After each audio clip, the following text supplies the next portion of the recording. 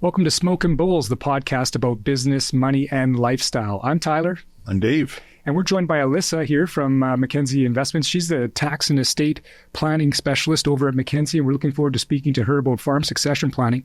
Before we get into it, though, I want to mention that this podcast is for information purposes only.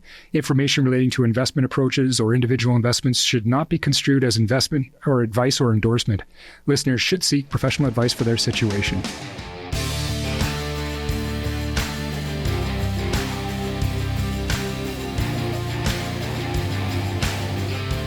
So Alyssa, you're here from Mackenzie. Thank you very much for joining us, taking time out of your day to come and sit and chat with us.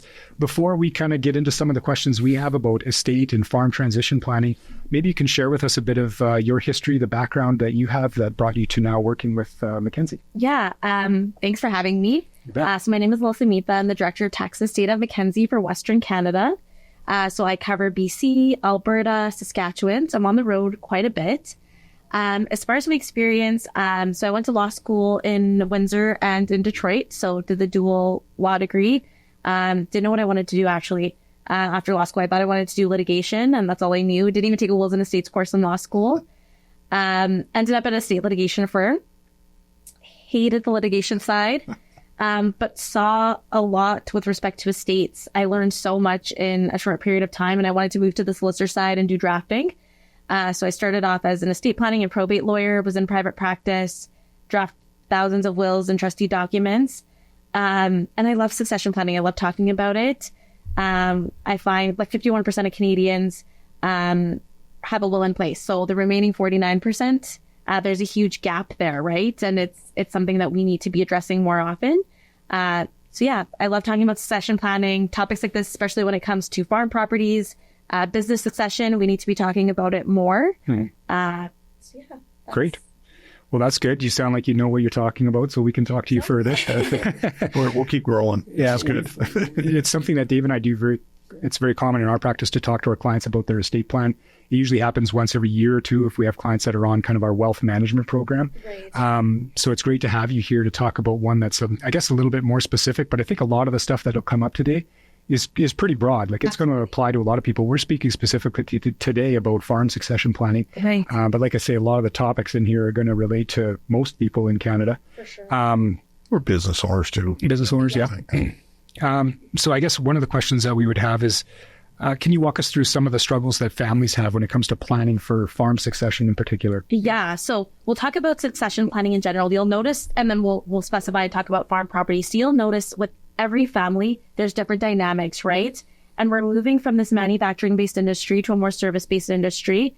And so things are changing. And even a part of this federal budget, we're talking about farm property, and people aren't necessarily taking over like they once were, right? Before you would have a successful farm operation or a successful business, and the next generation is kind of just taking it on, and everything's, being distributed to the kids, and it just goes on generation to generation. And we're not seeing that. We're seeing different family dynamics. We're seeing kids that are really involved in the farm business and kids that are not involved.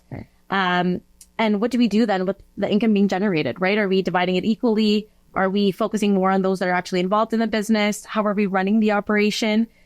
So that family, looking at the family and who's involved and who's not even living in town, right? How does that affect our planning? And identifying a successor, that's a huge one, right? A lot of clients don't know who they should be appointing as the successor.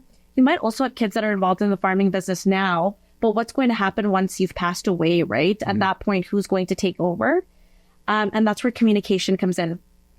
And a lot of clients, even in just general business succession planning, right? They don't want to have a conversation with their kids. In life, they don't want to have the conversation with their kids. Yeah. Business or not, it's a tough discussion, right? So you always got to talk about your death. Nope, for and sure. Lots of people don't want to talk about their death. At least 49% of Canadians don't want to. Absolutely. So we know 51 have once at least. So yeah. So there's this lack of conversation, and it's problematic. And a lot of times there's this lack of communication because there's concerns there, right? So because planning is not as straightforward as it once was, we don't plan, right? We don't know what the situation is going to be. There's a lot of contingencies.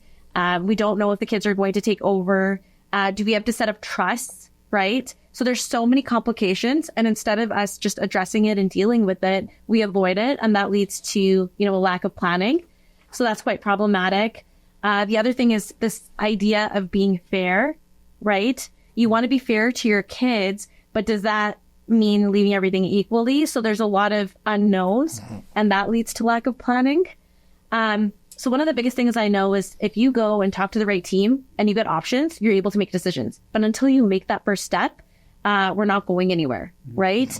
And then tax planning, especially when it comes to farm succession, is huge. You should be talking to an expert who knows what they're talking about, who's dealt with this. There's so many intricate rules when it comes to tax planning for farm properties, and I'm sure we'll go over some things, but it's really important. That complex tax planning is a really big reason why people put it off. And legislation changes, right? There's been big changes in 2021, so keeping up to date with that will be important. And then generational challenges, right? We live in such a different world right now. Technology is so big. And so there might be some disagreement between the two generations, right? Your parents might see things a certain way. And now with technology and things like that, your kids see things differently, right? So there's a bit of conflict there on how things should be operated and run. Oh, currently. So how the farm's currently operating, there may be some questions as to what is a better way to run it. Yeah. And so there might be this old school mentality, which can be great, right? We have really hardworking people who know what's been working for them and they want to continue with that. But then this newer generation sees technology in a way to improve things. Yeah. And the two might not be in agreement. For sure. So there's conflict there. And then uncertainties, right? So with farm properties in particular, what's the climate going to be? Is there going to be changes in market prices, fluctuations, things like that? These are all things that we have to worry about. The pandemic, right? It showed that things can change in an instant. So it's hard to plan when you don't know what to expect. Yeah, one of the interesting things on the uncertainty is, working in farm land trusts. Right. When you look at what they're doing and what their discussion is, that a lot of it has to do with the fact that Canada is maybe more a benefactor of climate change. Yeah. There's crops being grown in places that, there wasn't a farm before, now there's a farm, but some of the places that we're farming, your basic crops are now getting more into the higher value cash crops because just the temperature. Absolutely. And that comes at the expense of maybe someone in the southern United States where their farm is just drying up. Right. We're getting something different here in Canada, so that they're changing what they farm too. So where the kids might have technology on mind, they also have different kind of crops that the parents have never used sometimes. So it's an interesting dynamic from that side. For sure. And, this is going to be an ongoing issue, right? Like almost every summer we're worried about forest fires and things like that. Like there's so many things that are out of our control and it's going to affect these farm properties. Yeah. Especially the ones with lack of water and they have water leases and the taps get turned on, the taps get turned off, like it's very difficult for them. So Absolutely. Well, you make some good points, but it sounds like you've got to start somewhere. So yeah, where does a farming family or even a business owner family, where do they begin this conversation? Do you have any tips on something like that? Yeah. So the big thing is not putting it on the back burner, right? So I've talked to so many clients that say, you know what, like right now my kids aren't getting along, or we don't know what the plan is. Maybe they're still starting out in their careers. They don't know if they're going to come back and work on the farm, or are they going to go to university and choose a different career path? But the problem is if we keep waiting for all of these life events, planning is never going to get done. Right. So I would have clients when I was in private practice coming in their 70s and 80s and getting their will done for the first time. Mm-hmm. And I would say why have you waited, right? Like what is the issue? Why are you coming in for the first time? And I get two responses for the most part. One of them is, I just don't want to talk about death. Like, I just don't want to be thinking about what things are going to look like once I've passed away. Mm-hmm. And we're all going to pass, right? So it's a conversation that, we have to have. And then the second big one is just like, there's challenges in life right now. I don't know what to do. I don't know what to plan for. So you really have to go and just see a lawyer, talk to your accountant, and get advice, right? They'll give you options. We used to have this estate planning questionnaire that we would give out. It was 10 pages and it would just have, basic information that we're asking for. And we as professionals think that it's basic information, but for a lot of clients, when they see it, they're overwhelmed, right? Mm-hmm. They don't know what a lot of it means. And we would have clients delaying appointments. And one day a client said, why did you hand out this questionnaire? It just confused me, right? We were able to answer all of these things within a couple of hours. And so I think that's important, right? Meet the right people, find out what your options are. So get a plan in place. We'll change it, right? Just because you sign a will doesn't mean it's set in stone. You can review your plan every 3 to 5 years.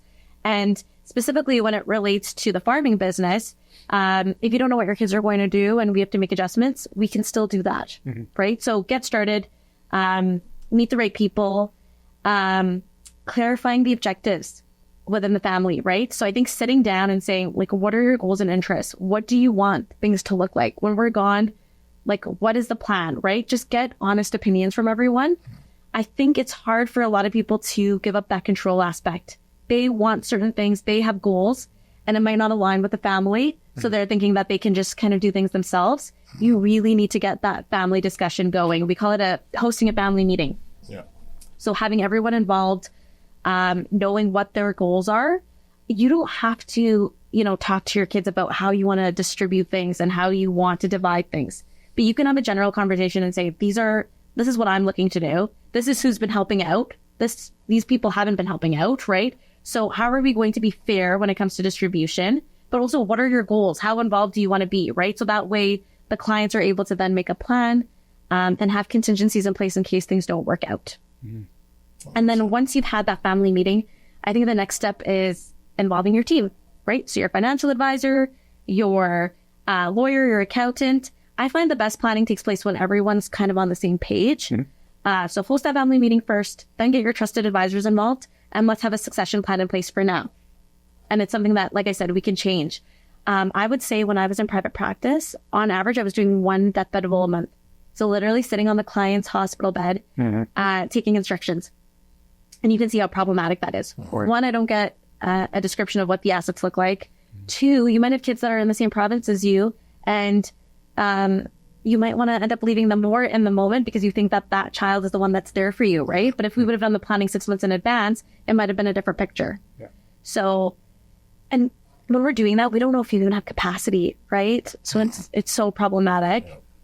So just creating a plan, putting something in place, and then making adjustments as I like that you say make adjustments, because I know for clients that Dave and I have had for many years, their estate plan evolves and changes over time. So I think by having a plan in place, it's probably easier to tweak it than to start from scratch. For sure. So yeah, I agree. Get something started rather than having nothing, and build on it and evolve it as time goes on. And specifically with the farm, right? Like it's typically an asset that's going from generation to generation. So you might have grandchildren now involved, right? Maybe they have more of a role than the parents even.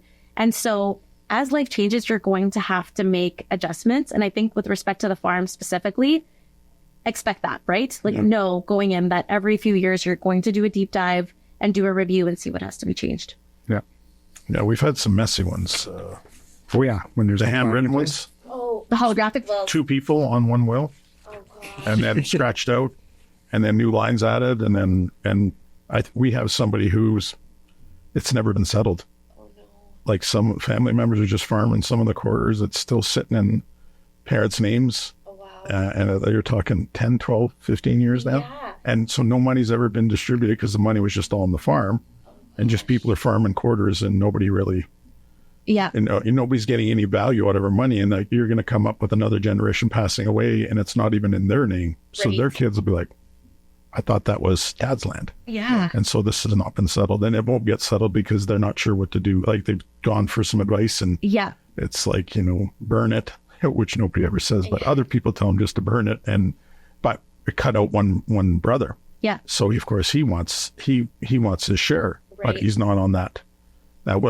He's on the will, but he got given property that was never adjusted into that. So he's already got his share, right? But he's the one farming, but he wants now 1/5 of what's remaining, and they're all going, but you got 1/5 of the land originally. Well, it's not right in the will. So it's that complicated, messy stuff. So, start with a plan that can be flexible and adjustable. And but you can tell this, obviously they didn't sit down with anybody when you write that out yourself and start scratching things out, and there's no initials in some spots. There's some dates on some of the scratch outs. It's impossible to get that figured out.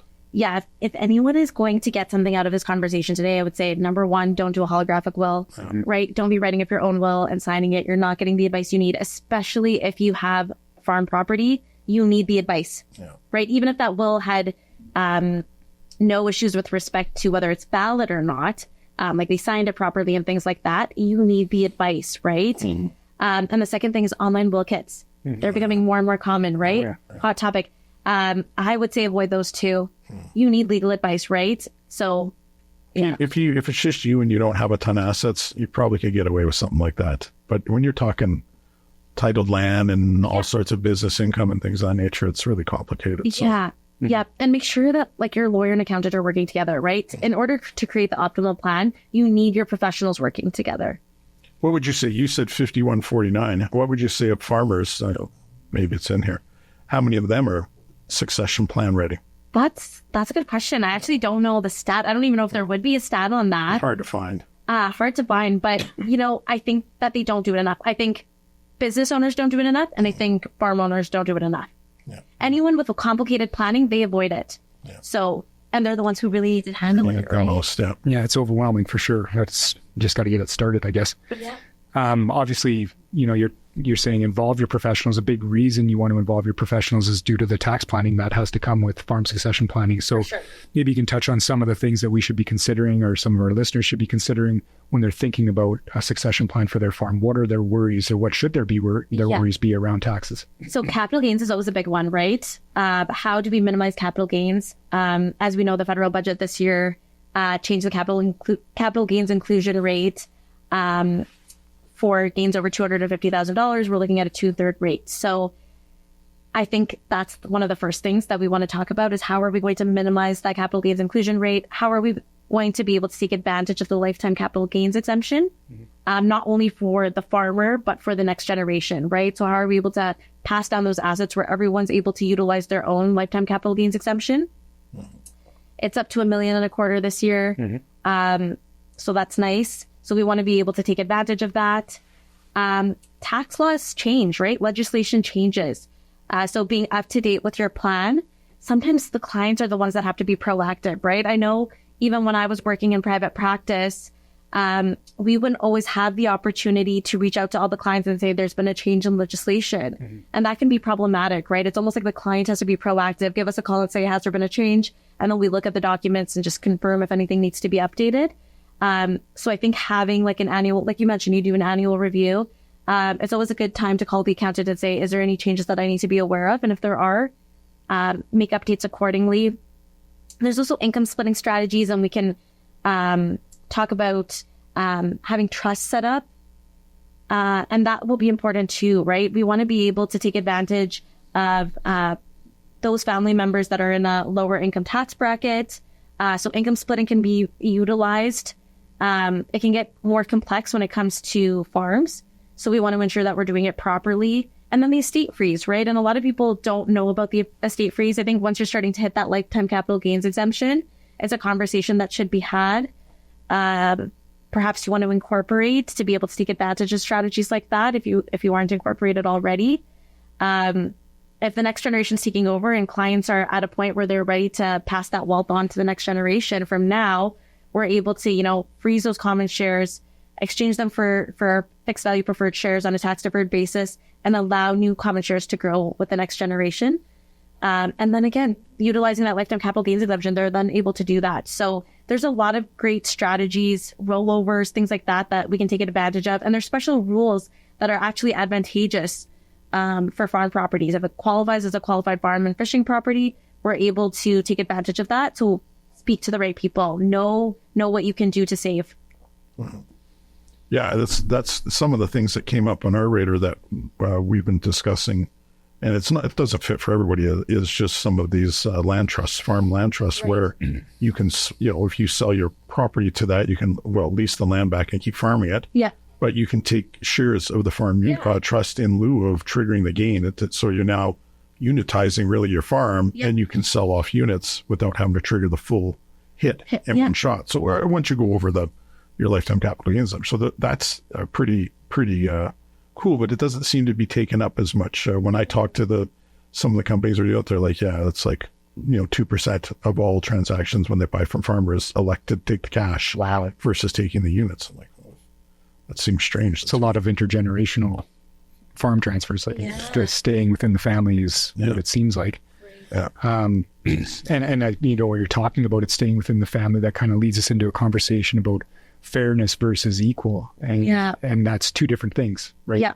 So I'll let you chat a little bit about, what fairness means to some and what equal means. Yeah. So for the most part, I think when distributing your assets, you want to be fair, right? Clients want to be fair. To some clients, that might mean equal. But if you have to think about it, right? If you have clients whose kids are really involved in the business, is it fair to be leaving equal distribution, right? There's also different legislation in each province that will impact a person's estate planning. So in Ontario, for instance, you pretty much have full testamentary freedom, right? You do have to provide for your dependents, so your spouse and your children that are dependent on you, or anybody else that's dependent on you. But in a province like BC, you have a moral and legal obligation to provide to your kids, and it's supposed to be a bit more equal, right? Mm-hmm. And so each province is different. In Alberta, you do have to provide for your dependents, but maybe you're doing a more fair distribution based on your personal situation rather than an equal distribution. Mm-hmm. So say, for instance, you have kids that are really involved in the farm business. Maybe you're just leaving them all of the assets within that farm property and the business, right? And then other assets that you might have or your investments, you're leaving to the kids that are not involved. And when we look at the dollar amounts, they're probably not going to be equal, but that might be best for your situation. Nor is the after-tax dollar amounts, which can get tricky. Yeah, absolutely. With scenarios. I mean, this part of it to us is like when you have a client who's divorced, right, and they're remarried. All of a sudden, it's like, well, let's just get a life insurance policy. Yeah. Leave everything to your new spouse. We'll do an insurance policy so that your kids, get 1/3 of the policy, right, pay the premium. Now we don't have to think about it. Now, when you're trying to find fairness in the value of things, when you're giving maybe a larger portion to someone who's farming or using land, that's always going to be an argument, whether that was too much or too little. But once again, life insurance is a really quick solution. Absolutely. Leaving those kids taken care of and leave the farm, and then the rest of the non-farm assets split equally much. So the farm goes here, you get the insurance, but of course you have to be insurable. So that always throws a monkey wrench in some of those plans. Absolutely. Yeah, life insurance is a huge topic, right? Like, it's a great way to provide liquidity to the estate, to pay up beneficiaries that are not receiving particular assets, whether that be farm property or like business assets, and to cover a tax bill, right? Mm-hmm. So it can take a long time to reorganize an estate, even with, you're moving land to your heirs that are farming. It still takes time to shuffle those types of things. So having liquidity, having some money in the estate allows that time without being, going into the negative and having that tax bill. Yeah. That comes right away. It's huge. It's become more and more of a conversation when it comes to succession planning is talking to the right people about life insurance, right? It's something that usually you don't mention, or previously it wasn't mentioned, but it can be instrumental, and it can really change the way you plan. Yeah. We have that. Well, I have a cottage in Ontario, and it's not as a hot topic out in Alberta because your cabins don't have the same value as cottages. But boy, someone passes away and they don't have insurance, and you have 3 kids, they can't afford to pay the capital gains tax. So, and one of them can't pick up from the other 2. Yeah. So that goes on the market for way under value, and it gets gobbled up. So, families are losing money because of that, because they don't have the money to pay the tax bill. Yeah. And the one that does have the money to pay the tax bill, that's just going to take the cottage off their siblings' hands for undervalue as well. Like without planning, you're kind of doomed from taxes and getting the fair market value of what some of those assets are worth. No, for sure. And I've seen planning lead to really catastrophic situations. Like, I remember having a client where all of her registered plans she was leaving to her son, and then the only other asset she had was her house. She was leaving it to her daughter, and with that, there's a huge, like, where does the tax come from, right? Like, the registered plan is going to fall outside of the state over to the beneficiary. To the state, yeah, and then if we only have the house left, is the house sold then to pay the tax bill? So, and then another siblings going, you owe me $200,000. Yeah. Why? Mom wouldn't have done that if she didn't want it done that way. Yeah, exactly. So then you have 2 people who don't like each other. Yeah. And you know what? That's the whole thing, right? I think that's why estate litigation, why I switched and went to the solicitor side, is you're basically dealing with siblings who are fighting all the time, and it's so sad, right? So I mean, insurance obviously is one way to equalize the estate in a fair and equitable way and take some of that conflict away. Right. But what are some of the other ways that maybe you can manage conflict through this farm transition process? Yeah. So I think I've said this, but I'm really reinforcing it, is starting those conversations early, right? Don't wait. Have those conversations from now. That will be really important, right? We need to get the planning in place. We need to get honest opinions from the family members of what their plans are. So that will be important. When you're having these family meetings, I think documenting what was discussed will be important. That way, if it does go to litigation, at least we have some documentation showing what the meeting's notes were. So that will be important. And then any decision that you make, you need to go to a lawyer and deal with it in a legal manner, right? You can have verbal conversations, but they, at the end of the day, don't mean anything, right? Yeah. So documenting your conversations, but also getting the appropriate advice and putting the plan in place and signing it. Speaking of documenting things, when you're in a situation like that, how does that differ from dropping a phone and recording, video recording? Does that make it worse, better, not recommended? You could do that. I don't see any issue with doing that. And I think be honest about it, right? Make it known that, we're recording this conversation just so that if we have to go back and recall what was discussed, we're able to do that.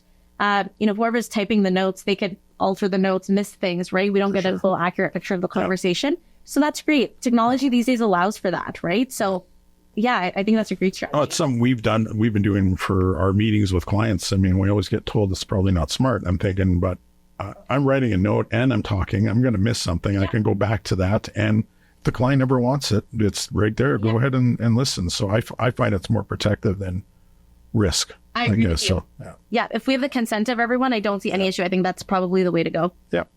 Yeah. We do tell it. And then again, we talked about fairness. So I think just confirming with your lawyer that if you do your planning a certain way, that there's going to be no issue there in the eyes of the legal system, right? And if there is going to be, what else can we do to provide for those other beneficiaries?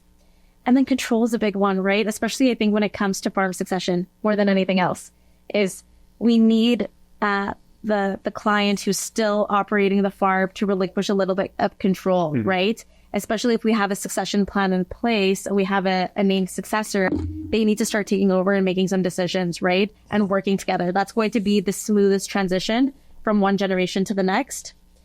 And then having a contingency plan in place. So often I see you have a successor and everything looks good. What happens if that child got sick and they weren't able to operate the farm anymore? Having a contingency plan in place is key. A lot of times when you see catastrophic planning, it's not because there wasn't a plan in place, but it's because that plan fell through for whatever reason. So just having backups. You can never have too much of a backup plan. Is this a little bit tied to probably more the next step of when you have to implement, someone's passed away. What's your opinion on using corporate executors when it comes to things like farms, small businesses, even families, I guess? Yeah. I'm a huge advocate for corporate executors. That might be because I might be biased because I worked for a trust company before, but I see the value that they bring, right? If you were to appoint a child that's not in the province, or a child that's, not involved, or a child that's maybe too involved, right? It could become problematic. With executors, if let's say you have 3 kids, if you're appointing them all jointly, there could be issues there. All decisions have to be made unanimously. So if they don't agree, it just delays the estate administration, right? So that's problematic.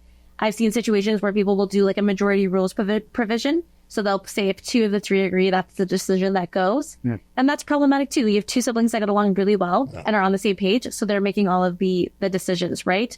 Or you just appoint the one child and now they're answering to all of their siblings, and it can be quite a bit of work, right? And it can just be taxing emotionally too, right? Yeah. Like you're grieving, but at the same time, you're having to deal with everything. So I'm a big advocate for appointing a corporate executor. I think it can be the way to go. They have trust officers all over. They do this day in and day out. A lot of these trust officers are actually lawyers.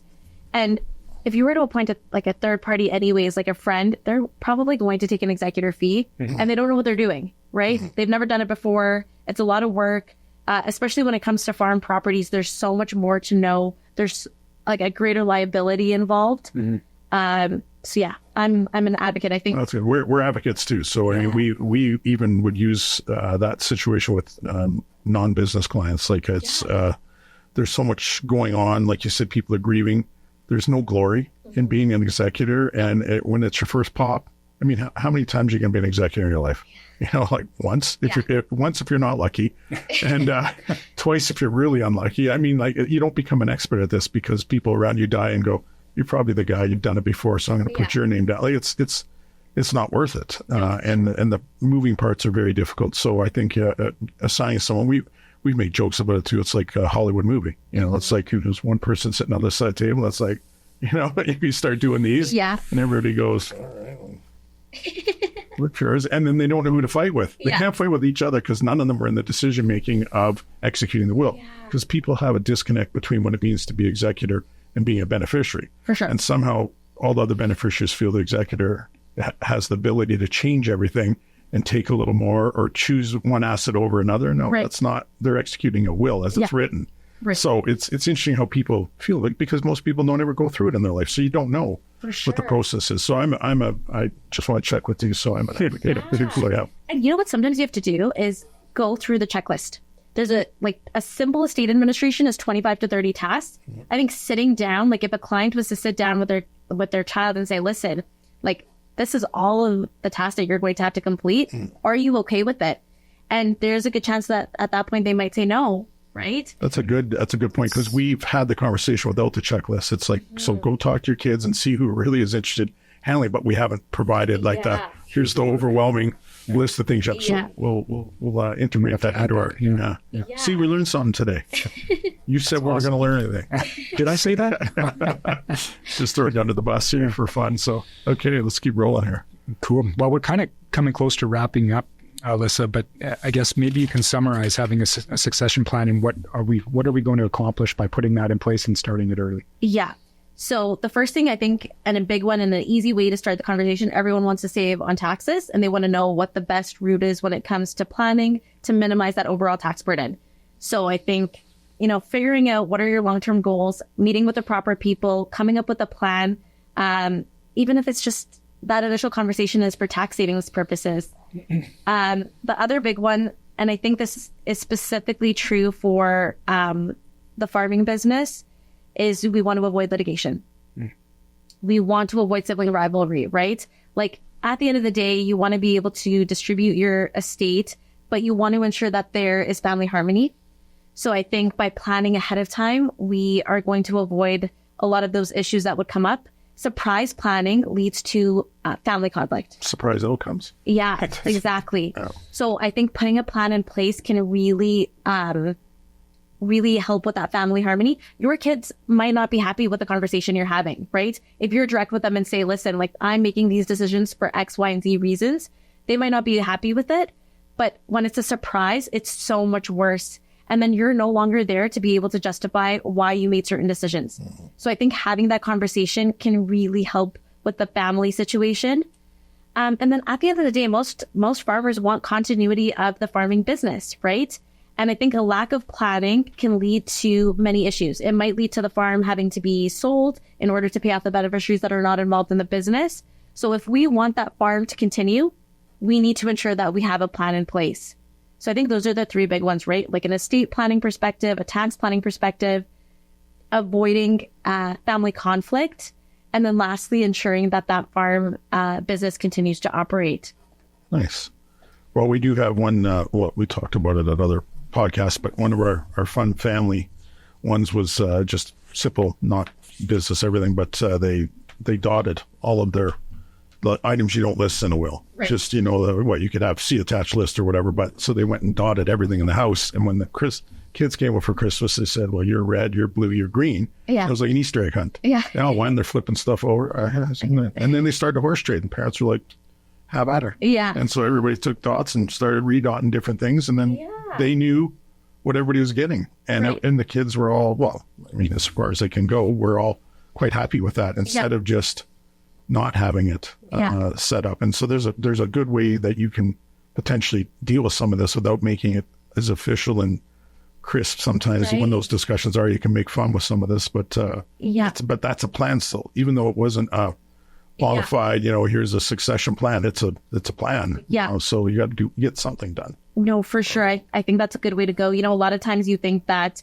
you want to leave your kids certain personal items and things like that, and they don't want it, or they would have wanted something else. Yeah. And now you've added all of this to your will, And it doesn't make a lot of sense, right? There's other ways to kind of go about it. I've seen that another one that clients put in the will where they say like the eldest child gets like the first pick of the first item, and then they just kind of go from there. So it's like a draft. Yeah. The pecking order by age. Yeah, and at least it's a conversation, right? It gets the ball rolling and they can start planning around it. Yeah. And you don't want to control too much from the grave, right? Like you want to have conversations from now. And then, your kids are going to be honest about what they want and what they don't want. And at least then you're able to make decisions. But I think trying to control from the grave is what we want to avoid, right? Just be open from now. Well, there's always the long testamentary trust. That's a bit controlling from the grave. But some of those are needed, though, in certain circumstances. So yeah, it's really good. Well, that's awesome. I don't have any further questions. Dave, do you? Well, I guess, you're here from Mackenzie. I mean, how do you integrate with advisors, clients? How do you do some of the things you do other than showing up for a podcast too? Yes. So we have a really great tax estate team. Each of us have a different specialty. So I'm the estate planning lawyer. We have like a CPA. We have someone that's specializes in charitable giving and philanthropy, registered disability savings plan and disability planning. So we all kind of have a different area of expertise, and we work collaboratively to help advisors. So that could be a number of things. So coming for this podcast, it would be like one example. I'm here in Edmonton for 3 days. We've done a number of presentations. So that's big, being on the road, working with advisors, doing presentations on different topics. Year-end tax planning is a hot topic right now. So that was the bulk of the shows I did this time. Investor seminars, so working with clients and presenting on different topics. And estate planning is a big one. We did one a couple of days ago on 5 steps to an effective estate plan. And it's relevant to all clients. So things like that. We have an inbox where we answer questions that come in from advisors. So we're able to provide pretty great responses, right? We don't give advice. We say we give information, but we're able to give a lot of good information. So it's a nice role and it's a nice team, and yeah. Right. Yeah.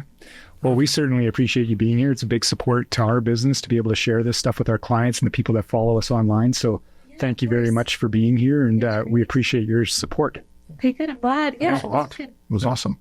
So if you want to learn more about tax and estate planning, you can reach us at smokinbulls.com. You can follow us on our socials as well. Alyssa, again, thank you very much for being here, and we'll hope to touch base with you again soon. That sounds good. Thanks for having me. Thank you. I'm going to read a quick wrap up here. The content of this podcast, including facts, views, opinions, and recommendations, is not to be used or construed as investment advice and does not constitute an offer or an invitation to buy or sell any security. The content of this podcast should also not be relied upon for any purpose, and Mackenzie Financial Corporation is not responsible for any reliance upon it. The podcast includes forward-looking information that reflects our current expectations or forecasts of future events. Forward-looking information is subject to risks, uncertainties, and assumptions that could cause actual results to differ materially from those expressed herein.